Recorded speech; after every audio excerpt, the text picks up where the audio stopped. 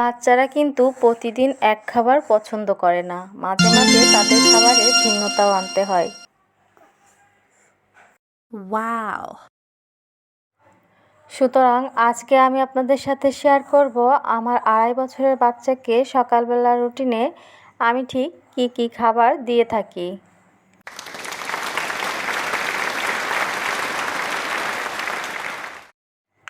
সাধারণত আমি প্রতিদিন সকালবেলা আমার ছেলেকে সাবুদানা রান্না করে দেই। দুধ দিয়ে অল্প মিষ্টি দিয়ে সাবুদানাটাই আমার ছেলে খেতে খুবই পছন্দ করে। কিন্তু দেখা যাচ্ছে মাঝে মাঝে খাবারের একটু ভিন্নতাও আনতে হয়, তা না হলে একাধারে বড় মানুষেরাও কিন্তু এক খাবার বারবার খেতে পছন্দ করে না। সেরকমইভাবে আজকে আমি একটা ভিন্ন আইটেম তৈরি করে আমার ছেলেকে খাওয়াবো, আর সেটাই আপনাদের সাথে শেয়ার করতে চলে আসলাম। আমার প্রিয় আপু ভাইয়ারা, আসসালামু আলাইকুম। আপনারা সবাই কেমন আছেন? আশা করি আল্লাহর অশেষ রহমতে সবাই অনেক অনেক ভালো আছেন। শুরু করছি আমি আমার আজকের ভিডিও। এখানে আমি নিয়ে নিয়েছি এক প্যাকেটের কিছু পরিমাণ স্টিক নুডলস, সাথে নিয়েছি সাবুদানা গোটা কয়েক, এখানে 2টা ছোট কাঁচামরিচ কুচি করে নিয়েছি ছোট সাইজের একটা আলুটা আমি কুচি করে নিয়েছি। তো এই হলো আমার সমস্ত উপকরণ। এছাড়াও লাগবে আমার ছোট ছোট 2টা কোয়েলের ডিম, আর এটা দিয়ে আমি খুবই হেলদি আমার ছেলের জন্য এবং অনেক মজাদার মুখরোচক একটি খাবার তৈরি করব। এখানে আমি একটা কড়াই পরিমাণ মতো পানি নিয়ে এখানে দিয়ে দিলাম হচ্ছে কিছু পরিমাণ স্বাদ মতো লবণ। আর এখানে লবণটা দিয়ে যখন পানিটা একটু কুসুম গরম হবে তখন আমি এখানে কেটে রাখা আলুগুলো দিয়ে দিব। যেহেতু আমার ছেলের বয়স 2.5 বছর, তাই সে চিবিয়ে খেতে পারে।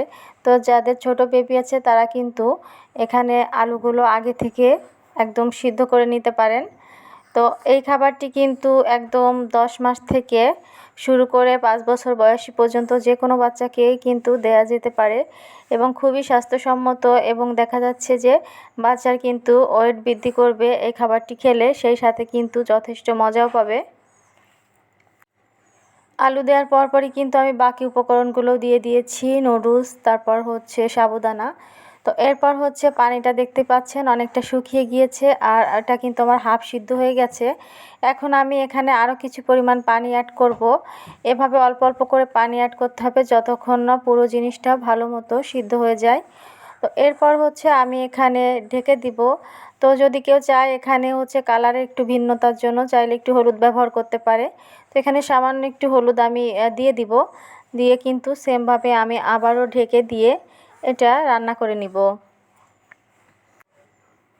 তো আমিও কিন্তু প্রতিটা গৃহিণী মায়েদের মতো নিজেরা যে খাবারটা খায় বাচ্চাকেও প্রতিদিন সেই খাবারটাই দেই দুপুরবেলা রাতের বেলা। কিন্তু সকালবেলা রুটিনে হচ্ছে আমি বাবুকে একটু ভিন্ন কিছু দেওয়ার চেষ্টা করি।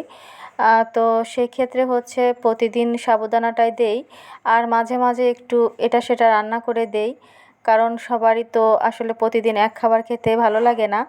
তো রান্নাটা হতে হতে এখানে আমি 2টা ডিম সিদ্ধ করে নিয়েছি, কোয়েলের ডিম, আর সেটাই হচ্ছে ভালো করে ছিলে নিলাম। তো দেখতেই পাচ্ছেন আমার কিন্তু জিনিসটা রান্না হয়ে গিয়েছে আর অনেক সুন্দর স্মুথ হয়েছে। এখন আমি বেড়ে নিলাম, আর এখানে ডিমগুলো মাঝখান থেকে কেটে সুন্দর করে বসিয়ে দিচ্ছি।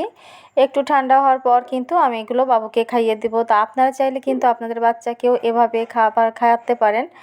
তো আশা করি আপনাদের বাচ্চারাও আমার বাচ্চার মতো অনেকটাই পছন্দ করে খাবে।